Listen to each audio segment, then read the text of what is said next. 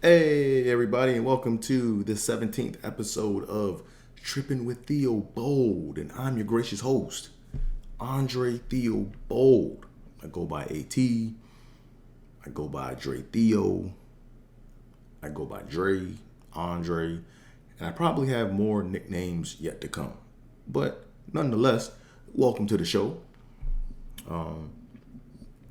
In case you don't know, to all my new listeners out there, Tripping with Theo Bold is it's called Tripping with Theo Bold because I trip in speech literally and I trip in thought figuratively.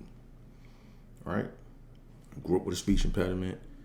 I still kind of got it, didn't completely get over it, and when I mess up, I'm simply gonna go, "Come on, Dre, get it together, baby." I mean, that's not part of it. I'm gonna say, "Come on, Dre." All right, that's what we gonna do, you know. So, but yeah, that's that part. And then I trip in thought. Like I have a lot of crazy ideas, and I ask a lot of crazy questions, and hence the name Tripping with Theo Bold. Welcome. So this is the 17th episode. I think I said that. I may not have. I'm just trying to count down to 2 minutes so I can let loose and talk free. Because right now I can't talk free. You know, so it's kind of like this is like the corporate America portion of the show where you gotta come in and you gotta mind your P's and Q's and you can't say this, you can't say that. So we gonna keep counting down for another like 20, 30 seconds and then we gonna get into it. But before I do all that, make sure you guys, you know what I'm saying, like this video if you have not already liked it. Make sure you Kermit the Frog the comment section. I don't block any comments. Say whatever you want to say.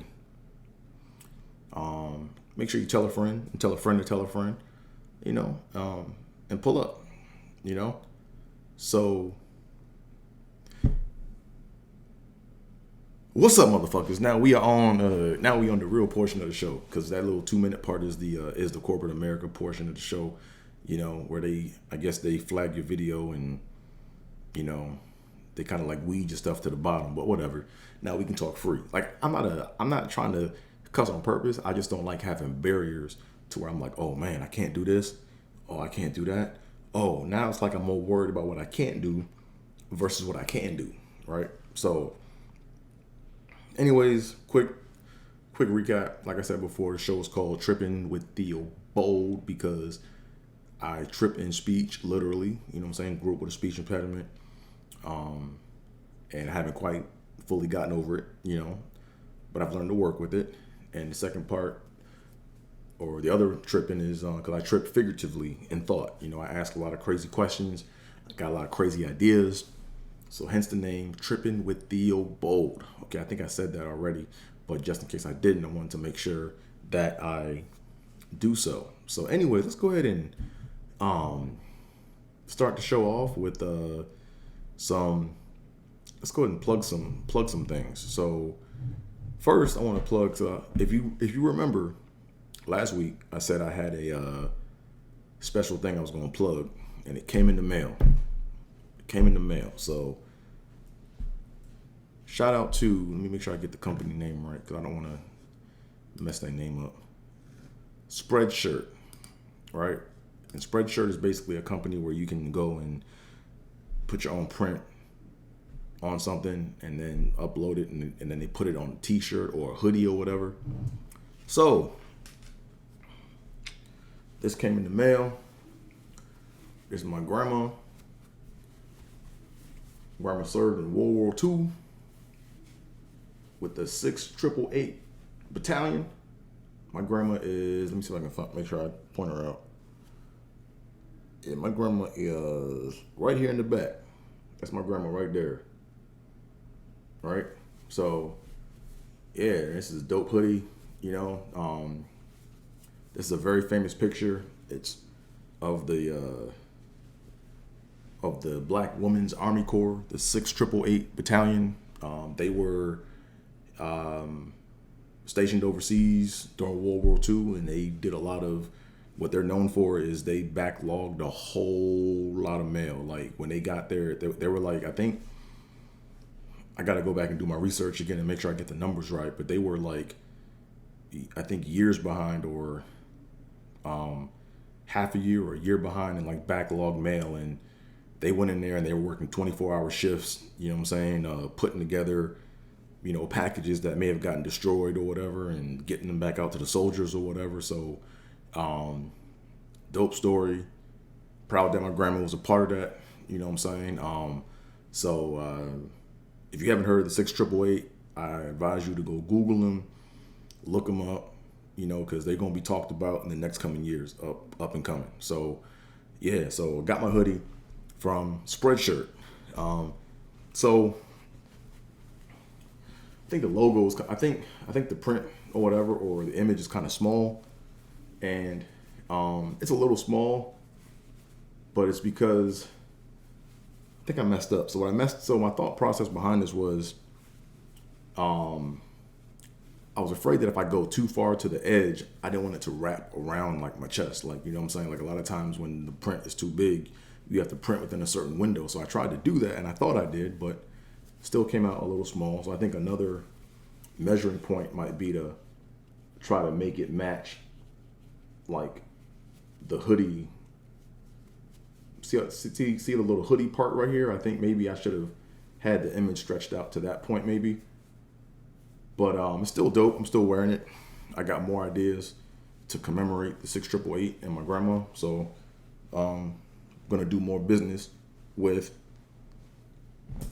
forgot the name already, with Spreadshirt. Yeah, we're going to do more business. So I'll make sure I'm going to hit them up again to do some more things, because I have more ideas with Spreadshirt. So, what else? This edition or this episode of Trippin with Theobold is also brought to you by DraftKings. As y'all see, I got my DraftKings hat. And no, I did not pay for this hat. All right. This was earned. All right. Like I said, I pick lineups. That's what I do. I pick lineups. I care about numbers and stats, data. I'm that guy. All right. So, yeah, man. But I won this dad hat. It's okay, I wish the buckle part was a little more to the right, but whatever. We're not complaining. It's my hat. You know what it is. So I'm not a guru yet. Like, I'm working on that, but I've had times when I've won like $80 off of $1 twice playing baseball. And this one, I think I just racked up so many awards or crowns or whatever they have, and then I went to the gift shop and I just bought this hat. So this is like Chuck E. Cheese back in the day. Remember Chuck E. Cheese and shit? You remember how you get your little coupons and stuff, and you can go and buy little toys and shit. That's the same thing with DraftKings, but gotta win more so I can buy a house or some shit.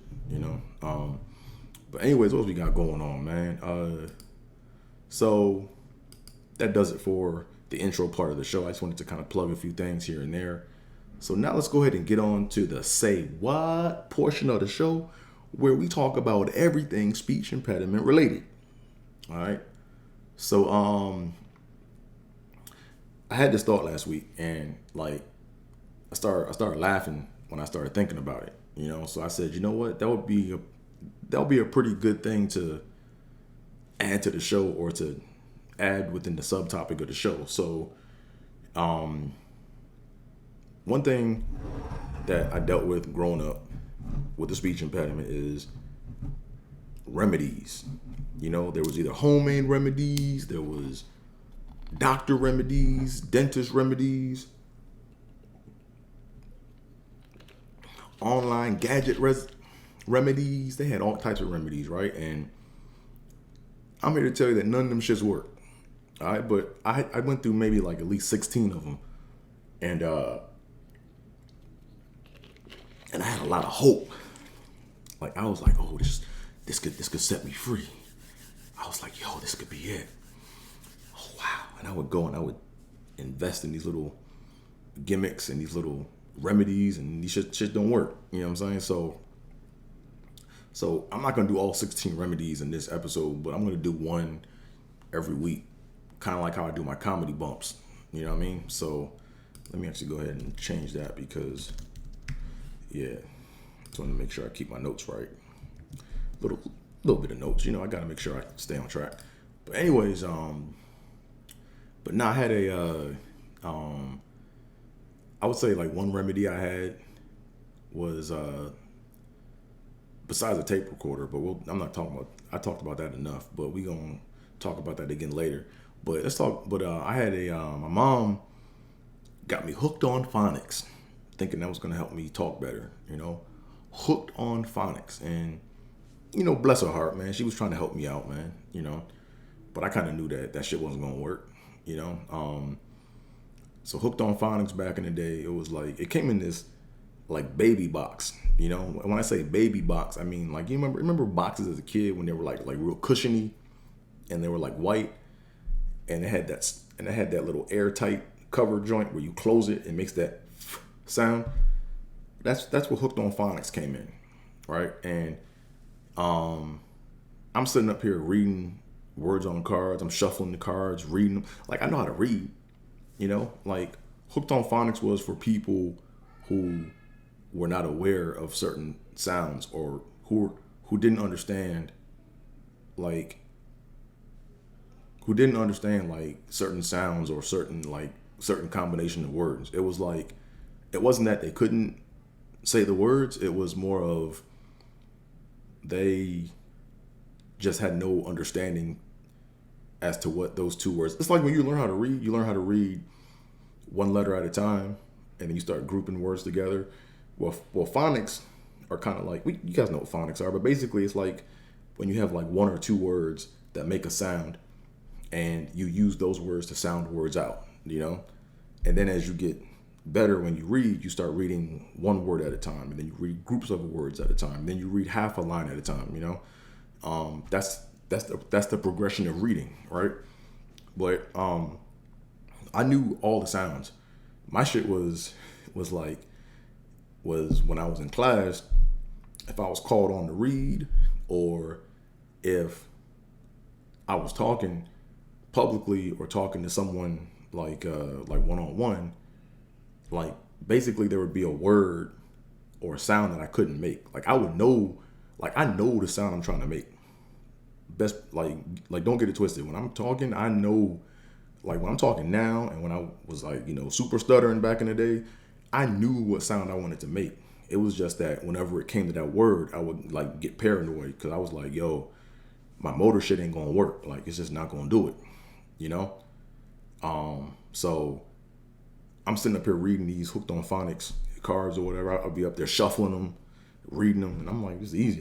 And plus I'm reading them myself, so I can read. See, I was able to read fine to myself, but the problem was when I got in front of people. Like I think part of my issue was I had like an anxiety issue. I think it was more anxiety induced because when I was at home, like reading to myself, I can read out loud. I could read out loud to myself fine. I could talk into a tape recorder fine. But the presence of someone else in my space, that shit just like rattled me some kind of way. I don't know why. I don't know what that was about, but that's just what happened. And then all my motor skills would just break the fuck down. And I'm looking like special and shit, But I remember I had this hooked on phonics box, and I would like practice my words and shit just because my mom wanted me to. Like I was like I didn't have faith in that. Like I was like, man, this shit ain't gonna work. But I just did it because I was told to. So I did it, and then I would like tuck the box in my top part of my closet in the corner, and I would put shit around it, because I didn't want my friends to like know that I had like trouble. Well, they knew I had trouble talking, but like that box just looked real embarrassing. Like here it is, you're in middle school, 7th grade, 8th grade, even high school, and you got this baby box of like flashcards in your closet, and that shit is embarrassing. I remember one time one friend came over and he was looking for something, and he's like, "Nigga, you got hooked on phonics? What the fuck you doing with hooked on phonics? You can't read, nigga." I'm like, "I can read, man, but it's a long story. Get my box back." And I took my box back, put it under the bed, I think I still got that box at home. I'll probably take a picture of it and then, I don't know, post it on Instagram or some shit. I don't know. I'll figure out. Come on, Dre. I'll figure out something to do. You know what I'm saying? I'll figure out something to commemorate my Hooked on Phonics box. Thinking that's gonna fix my speech or whatever. But anyways, that's the one remedy or whatever. But there's like a lot of remedies I've tried, man. I've done a lot of embarrassing shit, man, to try to rid myself of this impediment, man. But you know, it is what it is, man. That's life. You just gotta accept who you are and do the best you can. And if people don't like it, fuck them. All right? But then what else we got going on, man? So, I got this idea of like a sketch I want to do, but I gotta be careful with it because I don't want to get bashed or whatever. But the idea I have is I want to do a stuttering coach who stutters, yo. So it's like an online course, and I'm trying to teach people how to talk, but I'm up here stuttering myself, you know. But I gotta do it cleverly because, like, I don't want to mimic my stutter, man. Because like, I might go back to my old ways. So it took me a long way to get to where I'm at right now. Like I'm barely holding on right now. So if I get cocky and try to, like, you know, imitate a stutter nigga, that might be it. Like I might go back. So I gotta think of a clever way to do it, you know. Maybe in this setting it might be enough. But it's like weird because if I don't stutter that bad, but I'm like telling or coaching people on how to like not stutter and shit, and I'm saying funny shit, they're gonna think I'm mocking them. You know what I'm saying? And I don't want to come across like that. So just an idea I had, you know. So anywho, let's go ahead and get on with the daily fantasy sport portion of the show, where we talk about everything that daily fantasy sport related. So let me take a look at. So basketball season's over. You know, shout out to Giannis Antetokounmpo, you know, for winning the finals. But now it's baseball season, and how am I doing my baseball lineup? Right quick, let me check this joint out. Man, I'm doing shitty. So here we go. So, well, I'm not doing that bad because a lot of my players aren't playing yet. But so for today is July 29th, 2021. My players that I have in tier 1, I have Shuhei Ohtani. Tier 2, I have Trey Mancini.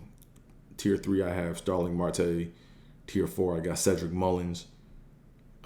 Tier 5, I got Max Stassi. And tier 6, I got Colton Wong. So I tried a new strategy. Let me talk. So I tried 2 strategies, right? So not in this one. Before this one, I tried another. So I'm gonna tell you both strategies, right? So before this strategy, the strategy I employed was, what did I do? Yeah, I tried to gauge the number of home runs, right? I tried to predict who's going to get at least one home run.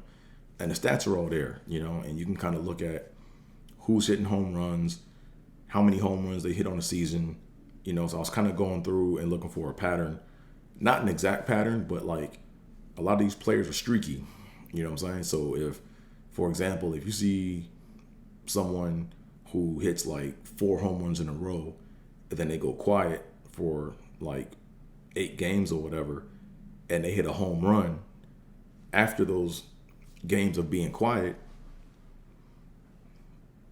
I'm going to take the odds that he's probably going to get streaky again. He might not hit 4 straight home runs in 4 straight games, but he might do 2. He might do 3. So I look for stuff like that. And then home runs, you get 12 points for that. So I was trying to play that angle because, you know, once you get a home run, you get those points. It's like at that point, you're already ahead of like most of the competition, you know?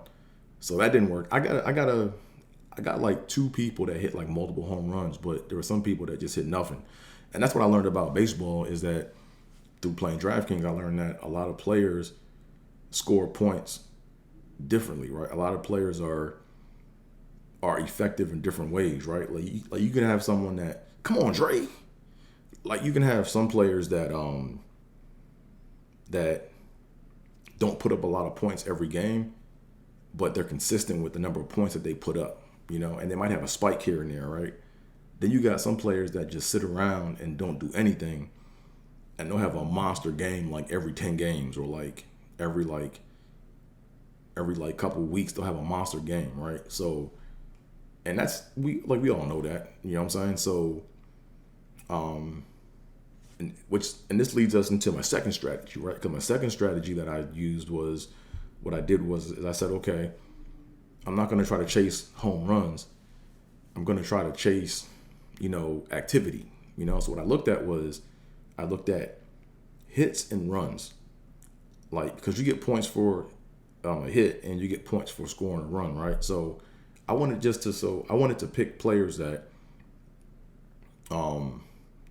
basically put up numbers in the hits and the runs columns consistently, or they have streaks, right? So let's say, for example, like if you had like, let's say if you had like 2 hits and no runs scored, right? I would basically say that's that's and logic, right? Because was that or logic? That's or logic. No, 1 or 0. So that's and logic, right? Because basically I said that would be a 0. Like I'm not gonna count that, right? Because I want activity in both. But if you have like 1 hit and 1 run, and you did that multiple times, multiple activity in both columns for like 3 straight games, and then you don't do it for a game, and then do it for 2 games, then don't do it and do it for 3 games, guess what? If you weren't consistently doing it at the previous game, guess what I'm banking on now? I'm banking on you to put numbers up in both columns, right? So that's what I did. So that was a method I'm doing right now. So let me introduce some terminology to you, right? So right now, my tracker bubble is, right now I'm behind the numbers, right? So if you look at the DraftKings like ticker, right, to the far left, it has your entry dollar amount, or your entry amount, money amount that you paid to get into competition. I paid 25 cents in this one. And then you got PIR, or basically that's your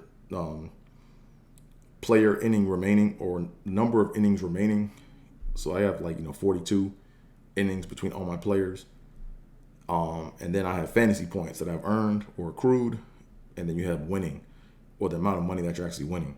So right now I'm between the innings remaining and fantasy points, right? So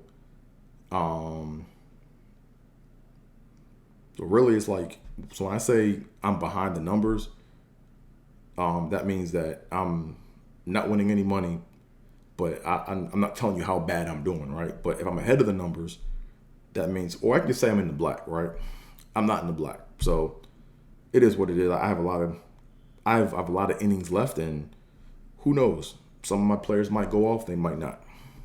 So that's my strategy right now. So it is what it is, If you guys got any, for those of y'all that play DraftKings, if you play baseball, I want to hear some of your strategies. Like, what do you some? Come on, Dre. Like, what do some of y'all do? You know what I'm saying? Like, what are some of y'all strategies? Like, what things do you do that actually wins money? I don't want to hear no bullshit about, you do all this and you haven't won shit. You know what I'm saying? I want to hear people that won, and I want to know what they did. And I don't want to hear, I just put down like $20 and I played like 20 lineups and that's gambling, right? So we not gambling over here. I'm not gambling over here, man. This is strategic. This is called strategic data analytics. That's what I do, right? I look at the numbers, I read, and I try to predict.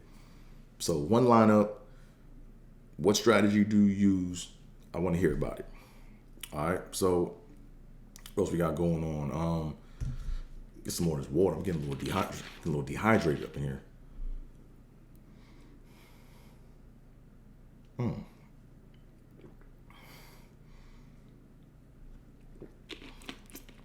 I gotta drink more of this water. Excuse me. So let's go on and get into the simpology section of the show, where we talk about everything simp related. So today's question is,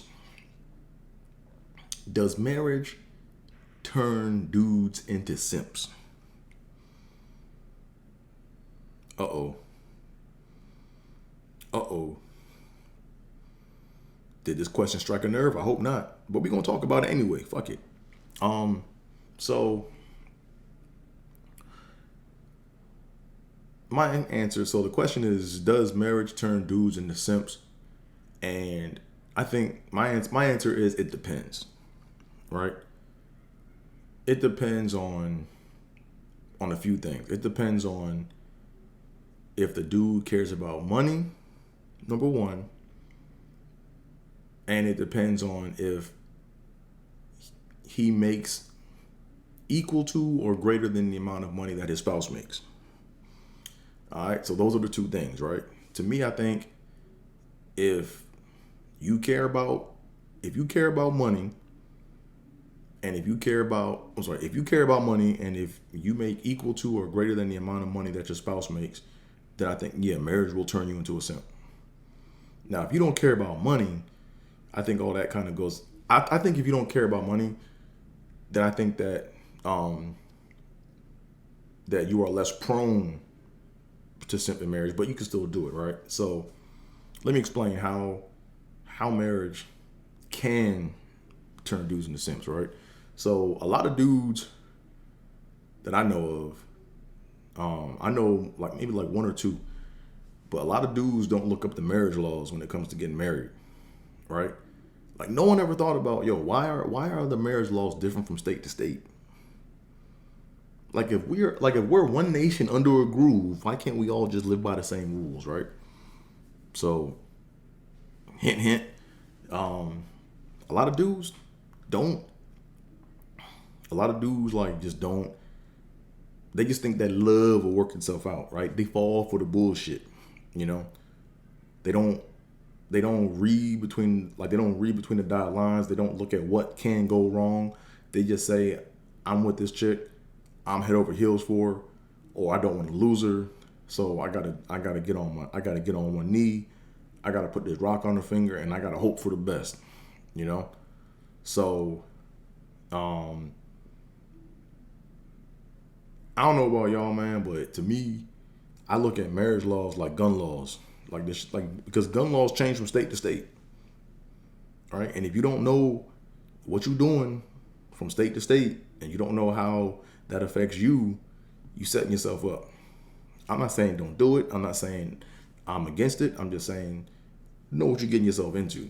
All right. So here's how marriage can turn a dude into a simp, right?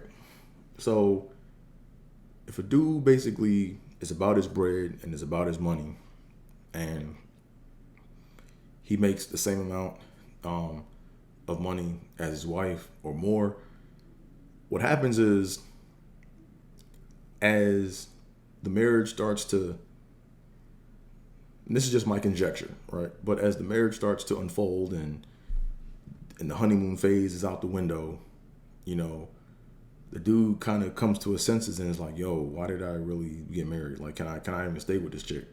Right? Then what happens is, through court cases on TV or through media, you know, we see these cases of like high profile couples going through a divorce, and then you find out some little nasty little details. You know, like for example, with Dr. Dre and his wife, right? I didn't know this shit because me and my boy, we looked up the law, like we looked up the law and shit. Like we looked this shit up, man.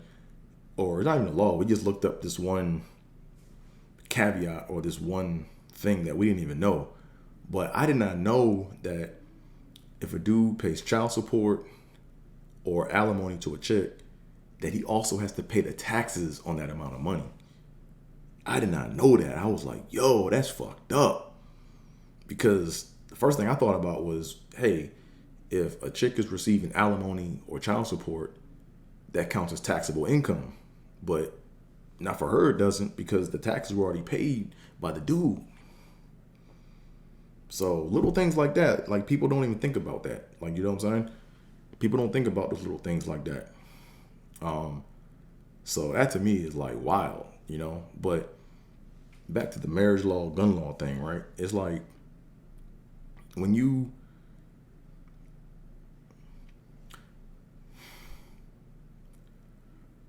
gotta know what you're doing, man. End of the day, you gotta know what you're doing, right? So here's how marriage turns dude into a simp, right? Or here's how marriage can turn a dude into a simp, right?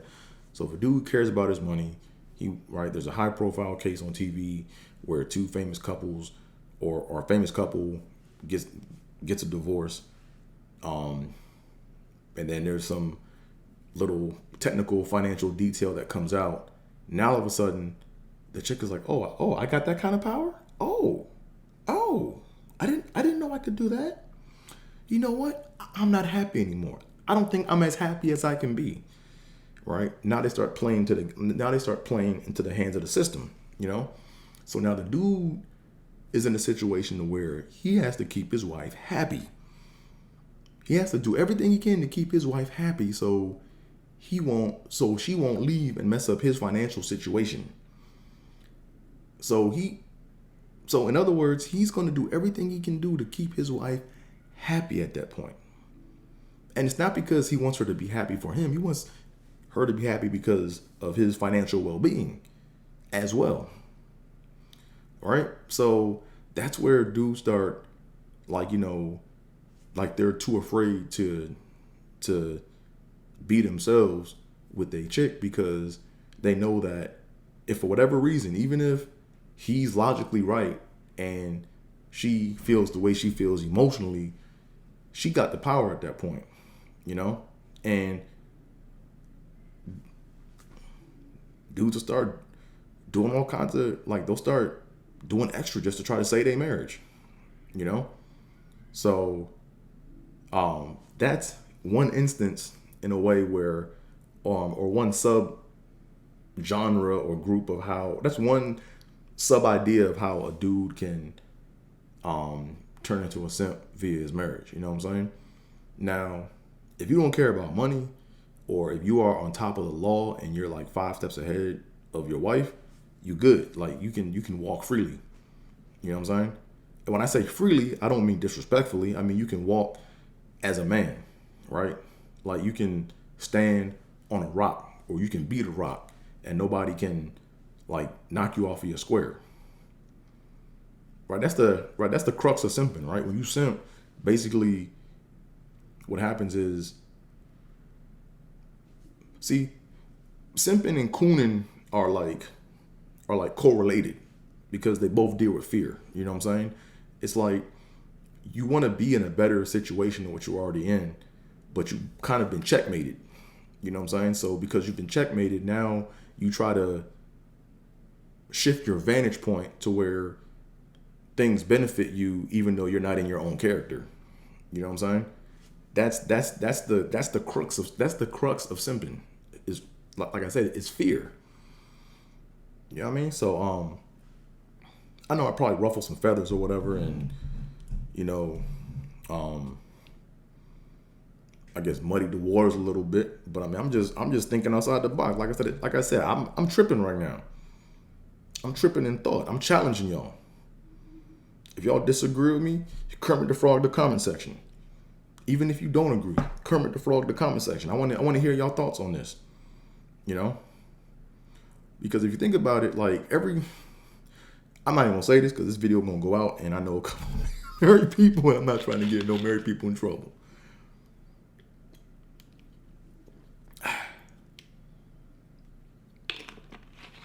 So, anywho, I encourage us to talk free and be more free in expression and trying to understand one another, you know. But yeah, so like I said before, just because you are married, that does not make you a simp. I'm not saying that at all. I'm saying that you have to be aware of the traps in society that force you into simping. right? So so you can be alpha in your marriage, but I think that has to happen a priori, right? That has to happen like before you even get married. Like you can't like it's my theory, it's my conjecture that you can't learn well an alpha. I don't think alpha. I don't think alphaness is a learned trait. I think it's just what is. So you can't like be married and all of a sudden say, you know what, I want to be alpha. How do I be alpha? Let me go watch some videos about how to be alpha. And then now I'm alpha. Nah, it don't work that way. Like when you alpha, it's like you it's just nature took you down a certain path in life where you had to basically go through harsher waters and you went through harsh shit and people that see you, that's who you are. That's what he does. Right? Am I alpha? Nah, probably not. Do I care to be alpha? Meh, not really. You know what I'm saying? But I'm damn sure I ain't beta either. I can tell you that for damn sure. I can tell you that for damn sure. I ain't no beta. I'm somewhere in between. Because you try to put me in that beta category, or you try to put me in that beta box, nigga. Shit, the nigga gonna come out. Mark my word. But anywho, what else we got going on, man? So, like I said before, man. I didn't say this before. Fuck it, I'm gonna say it now. I kind of said it before, but I think I kind of misspoke. But I think before I said that I'm not against marriage. So I'm not against marriage, but I'm against how it's practiced in this country. You know what I'm saying? I think marriage has been molested by the United States of America. Right? This shit is like, no offense to anyone out there that's married or whatever. If you married, cool. I wish y'all the best. But to me, marriage is a joke, man, in this country. Now, the concept of it is dope, but like how it's practiced in this country, it's a fucking joke, man. I'll say that for another episode, man. I'm not gonna get into it, man, because I got some other stuff I want to talk about. But anywho, let me go ahead and get into the next portion of the show, which is the comedy bumps section of the show, where we talk about our comedy trials and tribulations. Because as you guys know, I'm a comedian. Before we go any further, hit that like button, hit that subscribe button, Kermit the Frog, the comment section, do all that shit. Yeah, the comedy bump section of the show. This is the show where I talk about the path, or my comedy path, that got me to where I'm at, right? Because I done been through a lot of shit. A whole lot of shit. I done been through so much. I probably easily have 100 comedy bump stories, man, where it's like, oh wow. But hey, I love the craft that much that I'm still doing it. And that's all that matters, right? That's all that matters, man. I love the craft, and I'm just trying to get better day by day with it. So let me go ahead and stop lollygagging and shit and get to the story, all right? So comedy bumps, right? So this comedy bump story is about bringer shows, man. Man, to all y'all promoters out there that do bringer shows and all that shit, no offense to your hustle, no offense to you. I don't give a fuck how much money it is. I don't give a fuck who you are. I don't give a fuck where you gonna put the venue at. If you come to me with that bringer shit, you can kiss my ass. Fuck a bringer show. Alright, so I'm gonna call out this one club, because this one club, and y'all know that I don't typically call out club. I don't call people out, or I try to keep my shit private. But nah, fuck it. This story really got me mad, so I'm gonna drop their name. And it's a long time ago when this happened. So maybe they changed. If they did, they can do some shit like give me a guest spot, put me up. You know what I'm saying? But if not, fuck them. But anyways, So here's what happened, right? So there's a comedy club in Timonium, Maryland called Magoobies, right? Dope club, man. Dope venue. I didn't even know about Magoobies, right? This story takes place back in about 2011, I think. Either 2011 or 2012. Probably 2011.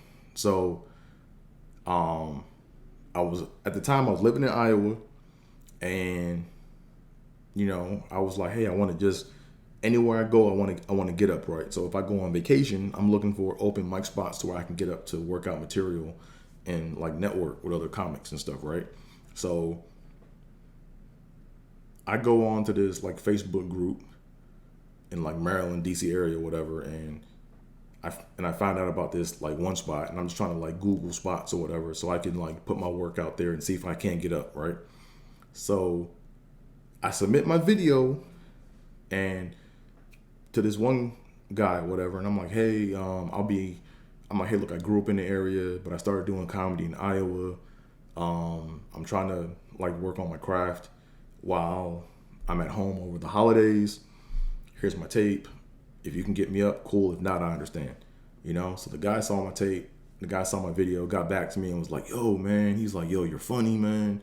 Hey, yeah, just come on in. We gonna get you up. I'm like, all right, cool. So I'm at home on my vacation from work, holidays or whatever. I'm trying to, work on jokes and like get up where I can. And, I tell my folks, I'm like, hey, I got a show. I'm doing the spot. Come check me out. Everybody's busy, They're either eating dinner, watching NBA, or like whatever. They busy. Okay, no big deal. I'm not going to beg no one to come to my show, but I put it out there, So I drive down there, and my mom lives in Laurel, right? So Laurel to Timonium is not around the corner. That's a hike, So I get in this car, and it's cold as shit outside, and I'm driving, and I drive, and I get there early, because in the world of comedy, if you on time, you're late, So I get to the venue, and it's weird, because I'm sitting outside in this parking lot, and it's like no cars there. And I'm thinking, are they still going to have the show? Like, what's going on? Show's supposed to start at 8. It's like 8:05. I've been here since like 7:30. Like, what's going on? So finally I see cars pull in, and then I see people start to kind of get out and like gather in the doors. So they open the doors up, and I go in and I sit down. But when I go in, I'm like, yo, this is a dope comedy room, man. Like, it's a nice, well-built, like, it's like a theater pretty much, man. It's like you go in there and you got the nice hallway, and then you get in there and the room opens up, and it has like that stadium bowl seat vibe or whatever. So I'm like, oh, this is dope. I'm seeing all these people just pour in, and I'm seeing people come in or whatever. And I'm like, yo, man, I'm about to rock this joint, man. I can't wait to get up, man. I'm like, yeah, I got my Birdman hands going. I'm like, man, I can't wait to get up, man. Shit. So everyone's going up or whatever, and they're getting ready to start the show, and man, this bum ass dude come up to me with a clipboard, man. And as soon as the show starts, he's like, hey man, how many people did you bring? I'm like, huh? I'm like, I got like 5 people coming, but they on their way. They said they on their way, but they said, I'm like, yeah, they on. He's like, well, if they're not here, you're not going up. And I'm like, yo, the man told me. He's like, end of discussion. So I'm like, what the fuck? So at this point, I'm like still new in the comedy game, and I'm like too afraid to just get up and leave, because I don't want to look like petty, you know what I'm saying? So I sit there during the whole show, and I'm watching fledgling comics get up and tell jokes about Spot the family dog, and having a mom, dad, and uncles die and laugh at that joke. And I'm sitting there like, yo, man, if I got up here, man, I think I'd do all right. So I'm sitting here just watching everyone go up, half worked out jokes, half worked out stories or whatever. They're having fun, but they're new to the game, and I've been doing this shit for like, well, I'm still kind of new too, but like I'm like on it, like I'm like traveling, I'm making moves, like I'm getting up like every day when I'm in Iowa. You know what I'm saying? 5 days a week, I'm just getting up. So I left the joint, I was like crushed. You know what I'm saying? Like, man, it's like, man, I don't know anyone to be bringing to my shows like that. You know what I'm saying? as I got older and as I matured in the game, I just learned don't fuck with bringer shows. You know what I'm saying? I mean, if that's the brand of comedy they want, they're not gonna get. They're not really about comedy, right? They're not trying to find the best laugh. They're trying to just make money, you know. And if that's what they want to do, if that's the hustle they want to run, go let them go run their shit, you know. So yeah, so I've learned from like it was that situation, but there was another situation that happened where I was still living in Iowa and I flew out to Cali. I used to make like 1 or 2 trips a year out here to Cali. I would come out and I would try to like make it in a week. You know, like I would book a hotel and I would come out there for a week and I would do open mics and try to get on the big shows and I would try to just make it in a week. Like my goal was to just come out and be funny, and I would hope that there was an agent like waiting at the end of my set in the front row, like, hey buddy, you want to sign here? And I'm like, well, let me read the paperwork. I'll get back to you. And next thing you know, I'm getting money to go do shows, and I can like just go quit my job. But that's not realistic. You know, that's a joke in itself. You know, but there was another situation that really this is where like I said, fuck all bringer shows. This is when I was like, nah, I'm done. Right, so I flew out to LA from Iowa on my little trips or whatever, and I was out for like a week. I'm not gonna name the venue because, you know, it's black owned, and if you live in LA and if you're a comic, it's only gonna be like one of 2 venues that you know of. But anyways, I look on the show on the site and they say, hey, this is the show, but it's a bringer show. And they were like, you got to bring 5 people to perform. And I think we have to pay more. Do we have to pay too? No, we just had to bring 5 people, right? You had to bring 5 people to perform. So I was on Facebook calling people that I didn't even know lived in California, you know? So called up some people. And before I even called them, I was willing to pay some homeless people money to just show up at the show. I was willing to like, I'm like, if you want 5 people, I'll get 5 people. Shit, homeless people are people. Shit, I'll pay 5 homeless people and I'll bring them to the show. So I was like desperate to get on that stage, right? So, but luckily I knew some people in California or whatever, and I told them, and they were like, "Oh yeah, man, we'll come support you, man. We'll come support you." And I called up like 5 people, and like each of those people brought like people, because they were like, yo, it's Dre from high school. Either I knew him from high school or college, you know? And I think I brought like 10 people, you know what I'm saying? So either 10 or 11, I remember they all showed up and I got like a little misty eyed, like, yo, man, y'all came out, man. Damn, I know I got, so now the pressure's on. Now I know I got to do real well. Like, you know what I'm saying? Because they came out to support me. So as we're getting closer to the show, it's like I think the show's supposed to start like at 8. It's like 8:05, then it's like 8:15, and we're trying to figure out like what's going on, right? Like I got my people, those people got their people, we got a room, let's go do the show. So I forgot who the host was, but he got on stage and just was like, yeah, man, hey man, tonight's show is canceled. We don't do shows unless there are 20 people or more in the room. They had 19. So I had 11 people come all the way the fuck out from all over. Everyone else brought their little people or whatever and shit. And they had 19 people. And they said they don't do a show without 20 people. Like they need 20 people or more. So I didn't get to go up. So I'm looking real stupid right now. I got all my people I done called up, and I done got worked up over this shit, and I done called around, and I did my part. But then all of a sudden now you can't, nah. So at that point, I said, man, fuck bringer shows, yo. I don't do that shit. If you ask me to be on your show, and if you say it's a bringer show, I'll do some shit. I'm at the point now where I despise bringer shows so much where if you do that shit to me, I'm gonna teach you a lesson. I'm be like, oh yeah, I'll do it. And you put me on the flyer and shit and do all that shit, I'm not even gonna show up. You know? Just know better. Like don't come to me with no bringer show shit. Now I will promote it. It'll be on all my social medias. I'll plug it on my YouTube channel. I'll plug it on my podcast. I'll tell people about it. It's always gonna be like I'm always gonna be spreading the word. But you hit me with that, oh, you gotta bring this number of people. I'm like, all right. And then I just won't show up.